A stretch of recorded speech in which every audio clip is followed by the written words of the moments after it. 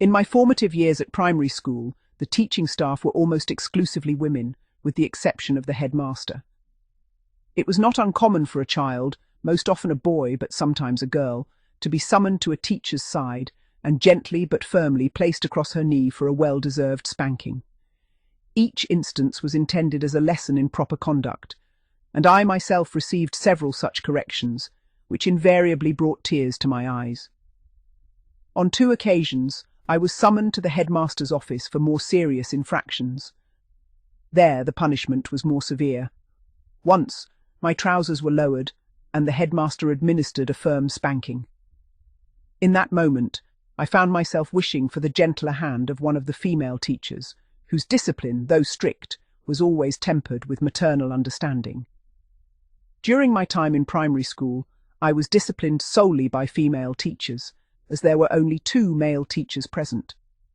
Being corrected by a woman was not unfamiliar to me, for my mother also believed in the value of a firm hand at home. Thus, I came to regard such discipline as a natural part of life. In junior school, physical punishments became less frequent, but I was still occasionally chastised by both female and male teachers. I recall that the female teachers were more inclined to administer a swift slap when necessary, always with the intention of imparting a moral lesson. At the time, I did not derive any pleasure from these experiences, but I now recognize their formative value. I recall one particular incident with clarity. A student teacher, young and attractive, delivered a single, unexpected smack to my bottom for a minor transgression. The force of it nearly lifted me off my feet. Though I did not cry, I was subdued for the remainder of the day and ensured my behaviour was exemplary in her presence thereafter. This episode served as a powerful reminder of the importance of respect and obedience. If I could return to my school days and shape the outcome, I know precisely what I would do. On that memorable occasion in 1955, when I stood before the prefect's court, trembling in my short trousers, I would ensure the charge was a serious one, perhaps a repeated failure to wear my cap on the bus to school. The punishment would not be a mere writing of lines, but the maximum 3 strokes of the cane, as permitted by school rules. When the time came for the sentence to be carried out, I would hope that the instruction to bend over would come from a female prefect, cane in hand. Such an experience, though daunting, would have provided a valuable lesson in humility and discipline, and would have given me a story to share in later years.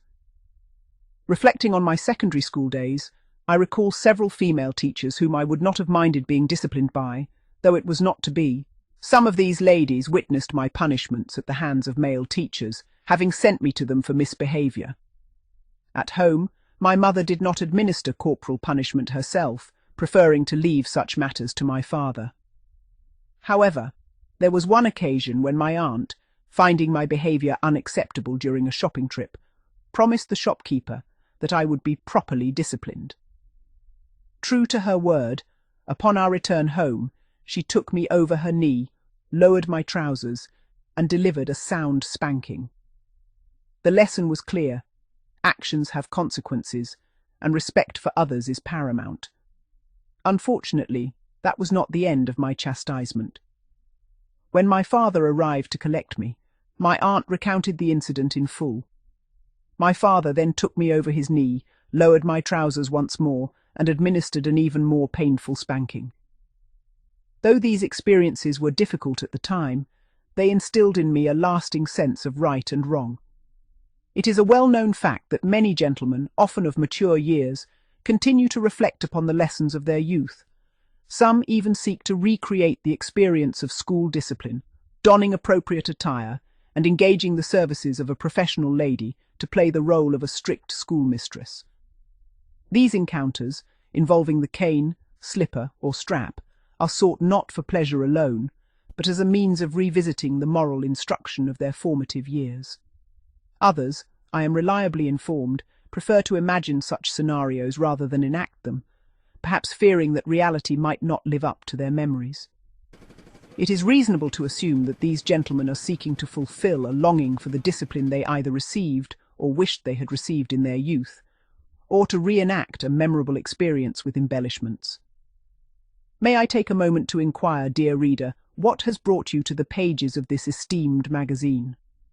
Should you prefer not to answer, your privacy will be respected.